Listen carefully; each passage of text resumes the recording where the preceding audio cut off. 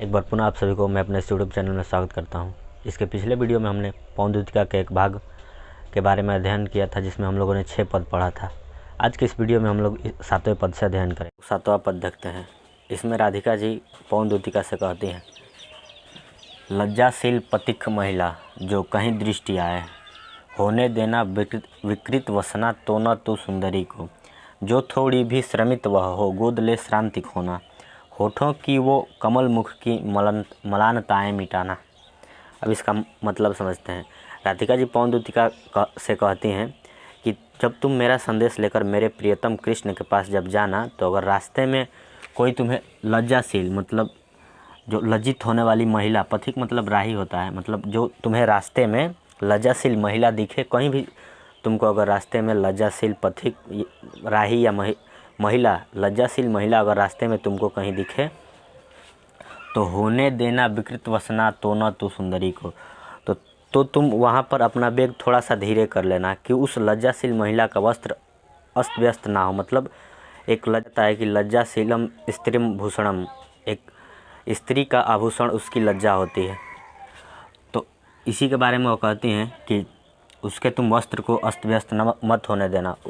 जब तुम उसके पास जाना तो थोड़ा अपना वेग धीरे कर लेना, ताकि एक उस स्त्री के जो वस्त्र हो वो इधर उधर ना हो। और जो थोड़ी भी श्रमित वह हो गोद ले श्रांति खोना, अगर वह थोड़ी सी भी थकी हुई हो तो गोद ले श्रांति खोना मतलब तुम उसके पास जाना, उसको स्पर्श करना और उसकी सब दुख कष्ट को से उसको मुक्ति दिलाना, उसको एकदम शांति पहुंचाना।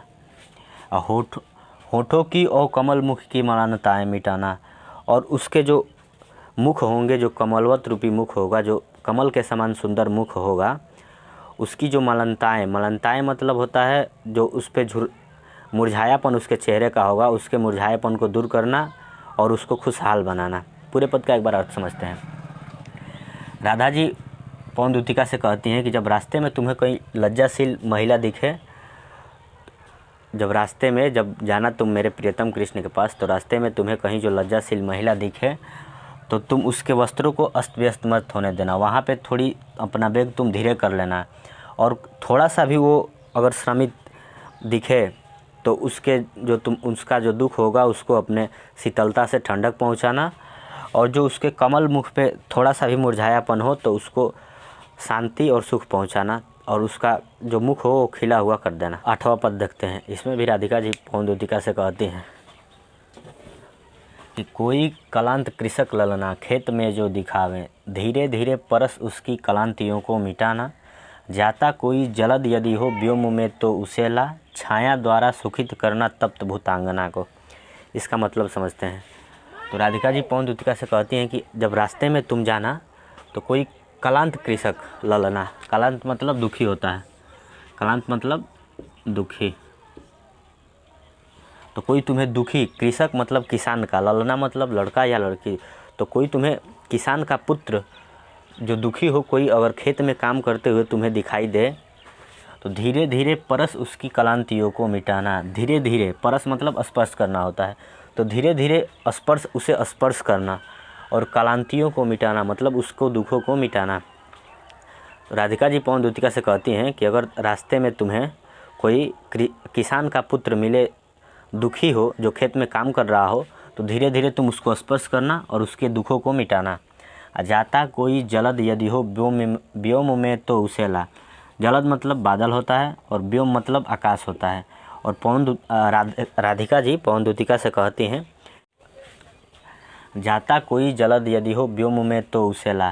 और राधिका जी पौनद्वितिका से कहती हैं कि अगर तुम्हें रास्ते में कोई जलद यानी बादल दिखाई दे और जो उसी रास्ते आसमान में जा रहा हो, तो जो तुम्हें किसान का पुत्र मिला जो काम करते हुए थका हुआ था, तो उसके ऊपर उस बादल को लेकर आना ताकि उसको छाया मिले, और छाया द्वारा सुखित करना तप्त भूतांगना को, और उस बादल की सहायता से उस किसान पुत्र को सुखी करना, और जो गर्मी के तपन से वह धरती सूख चुकी है, चाहे वो बादल से, उस बादल को वहाँ पर लेकर जाना ताकि उसको ठंडक मिले और उसे उस बादल के छाया से उसे सुखित करना हैं।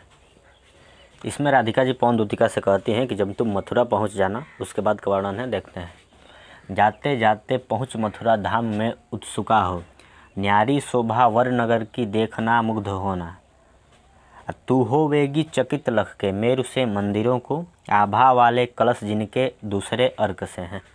अब इसका मतलब समझते हैं कि जाते जाते पहुँच मथुरा, जब तुम रास्ते से जिस रास्ते से होकर जाओगी और जाते जाते जब तुम मथुरा पहुँचोगी, मथुरा धाम में पहुँचोगी, तो उस धाम को, जो मेरे कृष्ण का धाम है, जो मेरे कृष्ण का नगर है, उस धाम को, उस नगर को एकदम उत्सुकता पूर्वक देखना। न्यारी शोभा वर नगर की देखना मुग्ध होना, और इस सुंदरता और इस प्यारे से नगर की शोभा को देखना और मोहित होना। जो जिस नगर की शोभा एकदम अवर्णनीय है, अवर्णित है, जिसकी शोभा, उस नगर की शोभा देखना, उस नगर की सुंदरता को देखना और इस सुंदरता को देखकर मुग्ध होना, मतलब मोहित होना। तू होवेगी चकित लख के मेरु से मंदिरों को, और राधिका जी पवन दूतिका से कहती हैं कि तुम मेरु जैसे मंदिरों को, वहाँ के मेरु जैसे मंदिरों को देखकर चकित हो जाओगी। मेरु मतलब सुमेरु पर्वत होता है, जो हिमालय में जो सुमेरु पर्वत स्थित है। सुमेरु पर्वत बहुत ऊंचा पर्वत होता है। तो वही कहती हैं राधिका जी पवन दूतिका से कि तुम, लख मतलब देखना होता है, तुम देखकर चकित हो जाओगी। जहाँ मथुरा धाम में इतने बड़े बड़े मंदिर हैं कि तुम उसको देखकर चकित हो जाओगी। आभा वाले कलश जिनके दूसरे अर्क से हैं। आभा मतलब प्रकाश की किरणें होती हैं, तो प्रकाश की किरणों जैसे चमकने वाले। कलश मतलब आपने देखा होगा कि मंदिरों के ऊपर छोटे छोटे कलश लगाए जाते हैं। तो जो एकदम कहती हैं राधिका जी पवन दूतिका से कि उन मंदिरों पर आभा वाले कलश मतलब सूर्य के प्रकाश की तरह चमकने वाले कलश होंगे, कलश जिनके दूसरे अर्क से हैं। अर्क मतलब सूर्य होता है, सूर्य का पर्यायवाची है जिसको अर्क कहते हैं। तो राधिका जी पवन दूतिका से कहती हैं कि जब तुम मेरु जैसे ऊंचे ऊंचे मंदिरों को देखोगी और उस पर जो कलश लगे हैं, और कलश से इतनी अधिक रोशनी निकलती है कि मानो वह दूसरा सूर्य की तरह दिखाई देते हैं। पूरे पद का एक बार अर्थ समझते हैं। राधिका जी कहती हैं पवन दूतिका से कि जब तुम मथुरा धाम पहुंचना, जो मेरे कृष्ण का धाम है, जो मेरे कृष्ण का नगर है, उनके जब नगर में पहुंचना, तो बड़ी उत्सुकता से उस नगर को देखना, उस नगर की शोभा को देखना, उस नगर की सुंदरता को देखना, और उस नगर की सुंदरता को देखकर मोहित होना। मतलब वहाँ का वर्णन इतना सुंदर है कि तुम देखकर मोहित हो जाओगी। और राधिका जी पवन दूतिका से कहती हैं कि तुम वहाँ की मेरु जैसे मतलब बहुत ऊंचे ऊंचे लंबे लंबे मंदिरों को देखकर, सुंदर सुंदर मंदिरों को देखकर तुम चकित हो जाओगी। और जिन पर, और उन ऊंचे ऊंचे मंदिरों पर इतने प्रकाशमय ज्योतिमय कलश रखे हुए हैं, जो एकदम दूसरे सूर्य की भांति प्रतीत होते हैं। जिस प्रकार सूर्य का अपना एक चमक होता है, उसी प्रकार उस मथुरा में जितने भी मेरु जैसे ऊंचे ऊंचे मंदिरें हैं, जो सुमेरु पर्वत जैसे ऊंचे ऊंचे मंदिरें हैं, उन मंदिरों पर जो कलश लगा हुआ होता है, वो भी एक सूर्य के समान ही प्रकाशमान होते हैं और प्रकाशित होते हैं। अगला पद देखते हैं। देखे पूजा समय मथुरा मंदिरों मध्य जाना, नाना वाद्यों मधुर स्वर की मुग्धता को बढ़ाना। किमवा लेके रुचिर तरुके शब्दकारी फलों को, धीरे धीरे मधुर रव से मुग्ध हो बजाना। अब इसका मतलब समझते हैं। राधिका जी पवन दूतिका से कहते हैं कि जब तुम सुमेरु पर्वत जैसे मंदिरों को देखने के पश्चात जब तुम आगे बढ़ोगी, तो देखे पूजा समय मथुरा मंदिरों मध्य जाना। जब तुम मथुरा जाओगी तो जब मंदिर में पूजा करने का समय होगा, जब देखना तुम कि मंदिर में पूजा शुरू हो रही है, तो तुम मंदिर के मध्य में जाना। आप लोगों ने देखा होगा कि जब मंदिर में पूजा होता है या वाद्य यंत्र बजते हैं, तो उस समय जो हवा चलती है, तो हवाओं से जो उस मंदिर में जो पूजा अर्चन होता है, जो ढोल नगाड़े बजते हैं, जो वाद्य यंत्र बजते हैं, तो उसके स्वरों से उसके जो आवाज़ निकलते हैं और उसमें हवा का मिश्रण होता है, तो बहुत ही सुंदर आवाज़ सुनने को मिलता है या निकलते हैं। तो वहीं कहते हैं कि नाना वाद्यों मधुर स्वर की मुग्धता को बढ़ाना।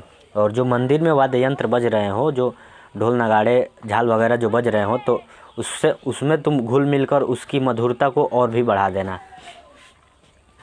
किमुआ लेके रुचिर तरु के शब्दकारी फलों के।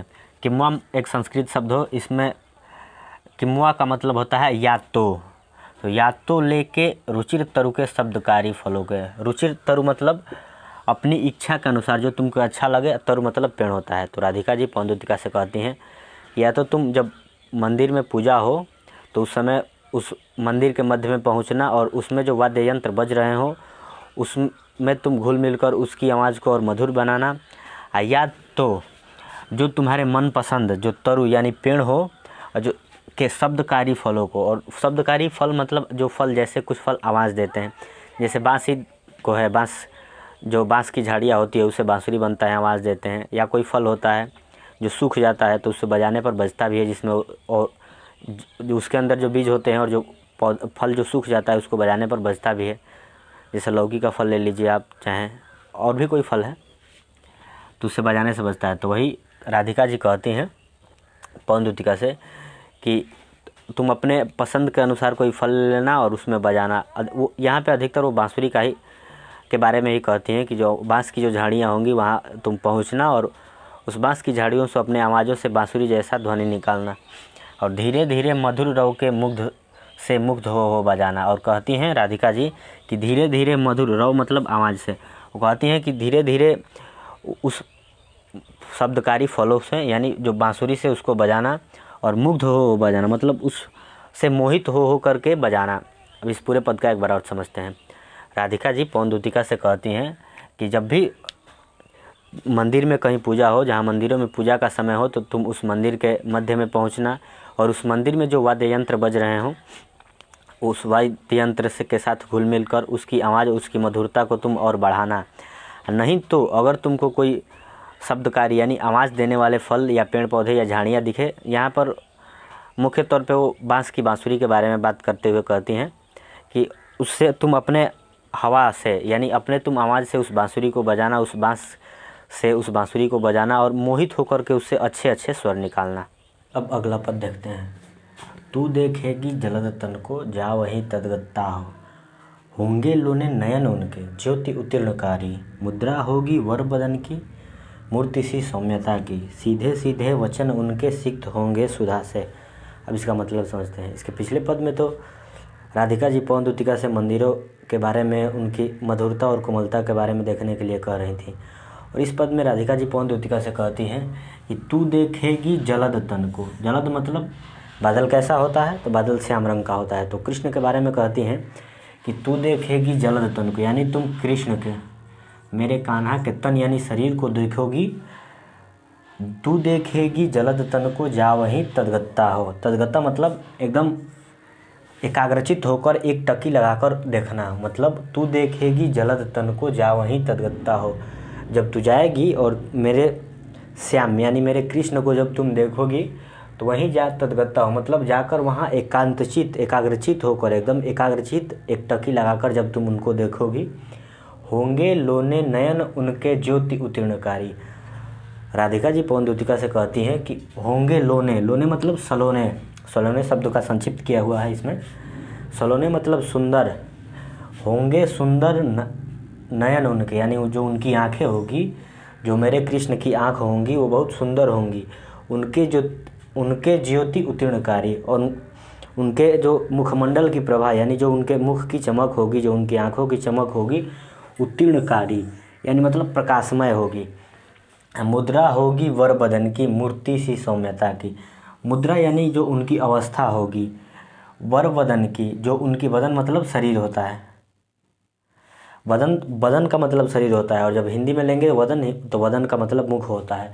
तो मुद्रा होगी वर बदन की मूर्ति सी सौम्यता की, मतलब जिस प्रकार मूर्ति शांतचित अवस्था में रहती है, एकदम निश्चित अवस्था में रहती है, वैसे ही हमारे कृष्ण, हमारे प्रिय कान्हा की जो मुखमंडल होगी, जो उनकी मुख की प्रतिमा होगी, वो एकदम शांत मुख वाले होंगे। सीधे सीधे वचन उनके सिक्त होंगे सुधा से। और जो उनकी, अब कहती हैं कि उनकी वाणी कैसी होगी, तो राधिका जी पवन दूतिका से कहती हैं कि जो उनकी वाणी होंगी, सीधे सीधे वचन उनके, यानी मतलब जो उनकी वाणी होगी सिक्त होंगी सुधा से। सिक्त मतलब सिंचित, यानी एकदम घुली मिली हुई या सिंचित को सिक्त कहते हैं। तो सीधे सीधे वचन उनके सिक्त होंगे सुधा से। सुधा मतलब अमृत होता है। तो जो राधिका जी पवन दूतिका से कहती हैं कि हमारे जो प्रियतम कान्हा होंगे, जो उनकी वाणी होगी, जो उनके वचन होंगे एकदम सीधे सीधे होंगे, और जो सुधा यानी अमृत से सिक्त यानी सिंचित होंगे, जो उनके वचन होंगे एकदम अमृत रूपी होंगे। पूरे पद का एक बार अर्थ समझते हैं। राधिका जी पवन दूतिका से कहती हैं कि जब तुम मथुरा जाओगी तो मेरे कान्हा को, जब मेरे श्याम रंग के कान्हा को जब तुम एकाग्रचित होकर देखोगी तो उनके सुंदर नयन होंगे, और जो उनकी आंखों से रोशनी निकलती होगी वो एकदम उत्तीर्णकारी मतलब एकदम तेजवान होगी, और जो उनके मुख की मुद्रा यानी जो उनके मुख की अवस्था होगी एकदम शांत होगी, मानो जैसी मूर्ति में सौम्यता यानी चमक हो, और सीधे सीधे वचन उनके सिक्त होंगे सुधा से, और जो उनकी वाणी होगी वो अमृत रूपी होगी, यानी जो उनकी वाणी होगी एकदम अमृत से भरपूर होगी। अब हम लोग अगला पद देखते हैं। नीले फूले कमल दल सी गात की श्यामता है, पीला प्यारा वसन कटि में पहनते हैं फवीला, छूटी काली अलक मुख की कांति को है बढ़ाती, सदवस्त्रों में नवल तन की फूटती सी प्रभा है। अब इसका मतलब समझते हैं। राधिका जी पवन दूतिका से कहती हैं, कृष्ण की पहचान बताते हुए कहती हैं, मतलब पवन दूतिका से वो कहती हैं कि हमारे कृष्ण हमारे प्रियतम कान्हा कैसे होंगे, तुम उनकी पहचान कैसे करोगी, इसी के बारे में वर्णन करते हुए कहती हैं कि नीले फूले कमल दलसी गात की श्यामता है। नीले फूले कमल दलसी, कमल तो कई प्रकार के होते हैं, उसमें जो नीला कमल होता है उसी के बारे में बताते हुए राधिका जी कहती हैं कि नीले फूले कमल दलसी गात की श्यामता है। गात मतलब शरीर। कहती है कि हमारे जो प्रियतम कान्हा हैं उनकी जो शरीर है नीले फूले हुए कमल के समान श्याम रंग की है। श्यामता मतलब उनके शरीर की जो कोमलता है वह नीले फूल के कमल दल, यानी कमल दल मतलब जो कमल की डंठल होती है, जो कमल की डंठुली होती है उसी को कमल दल कहते हैं। तो नीले फूले कमल दल सी गात की श्यामता है, जो हमारे कृष्ण की शरीर है वह नीले फूले हुए कमल के समान कोमल है। पीला प्यारा वसन कटि में पहनते हैं फबीला। कृष्ण को तो सब जानते हैं कि कैसा वस्त्र धारण करते हैं, तो कृष्ण पीला वस्त्र धारण करते हैं, इसलिए उनको पीताम्बर कहा जाता है। पीला प्यारा वसन कटि में पहनते हैं फबीला। कटि मतलब कमर होता है और वसन मतलब वस्त्र होता है। तो पीला प्यारा वसन कटि में पहनते हैं फबीला। फबीला मतलब होता है बहुत जो सुंदर लगता है, जो आकर्षक लगता है, उसको फबीला कहते हैं। तो पीला प्यारा वसन कटि में पहनते हैं फबीला। तो जो कृष्ण हैं वह बहुत ही प्यारा सुंदर पीले रंग का वस्त्र जो है कटि मतलब कमर में पीले रंग का वस्त्र पहनते हैं। छूटी काली अलक मुख की कांति को है बढ़ाती। छूटी काली अलक मतलब बाल होता है, जो छोटे छोटे जो बाल होते हैं, जो इस साइड के बाल होते हैं सर के, वो नीचे लटक जाते हैं, मुख पे जो लटक जाते हैं। तो छूटी काली अलक मुख की मतलब जो उनके बाल जो छूट जाते हैं, जो उनके सिर के बाल होते हैं जो छूट कर लटक जाते हैं नीचे मुख पर, मुख की कांति को है बढ़ाती। कांति मतलब चमक यानी सुंदरता होती है। तो राधिका जी पवन दूतिका से कहती हैं कि जो उनकी बाल की जो लटें लटकी हुई होती है मुख पर, उनके चेहरे की सुंदरता को और ही बढ़ाती हैं। सदवस्त्रों में नवल तन की फूटती सी प्रभा है। और इन सुंदर वस्त्रों में नवल तन की मतलब कोमल यानी कोमल तन यानी कमज़ोर कच्चा शरीर, उनको ये बताती हैं कि वो एकदम बाल शरीर है उनका। कृष्ण का जो शरीर है नवल नया शरीर है। सदवस्त्रों में नवल तन की फूटती सी प्रभा है। इस कोमल शरीर वाले तन से एक विशेष प्रभा मतलब किरण, एक विशेष प्रकार की चमक फूटती है, यानी जो उनका शरीर है वो एक विशेष प्रकार की चमक प्रकट करता है। पूरे पद का एक बार अर्थ समझते हैं। राधिका जी पवन दूतिका से कहती हैं कृष्ण के बारे में पहचान बताते हुए कहती हैं कि जो उनकी शरीर होगी नीले, जो कमल का नीला फूल होता है उसके समान कोमल होंगी, और कृष्ण जो है पीले रंग का वस्त्र पहनते हैं, जो कमर में पीले रंग का वस्त्र पहनते हैं जो अत्यंत उनमें सुशोभित होता है। और जो उनके बाल की लटें जो लटकी हुई होती हैं मुख पर, उनके मुख की कांति यानी उनके मुख की चमक को और बढ़ाती हैं।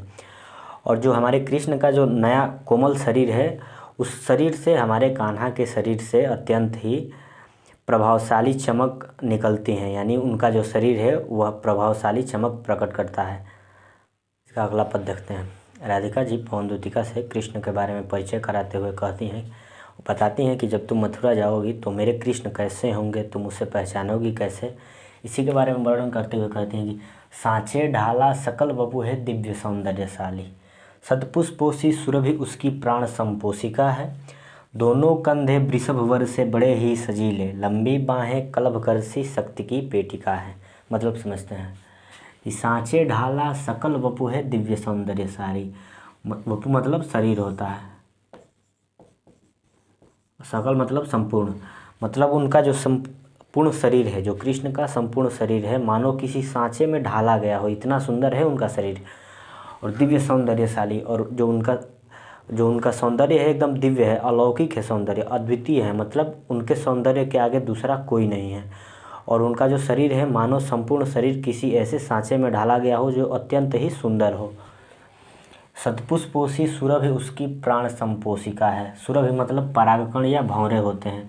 सतपुष्पोषी सुरभि उसकी प्राण संपोषिका है। प्राण संपोषिका मतलब सांस लेते हैं, जो उनकी सांसें हैं, तो जो उनकी सांसों से सुगंध आती है, तो सदपुष्पों से मतलब सुंदर पुष्प वाली सुगंध उनके सांसों से आती है।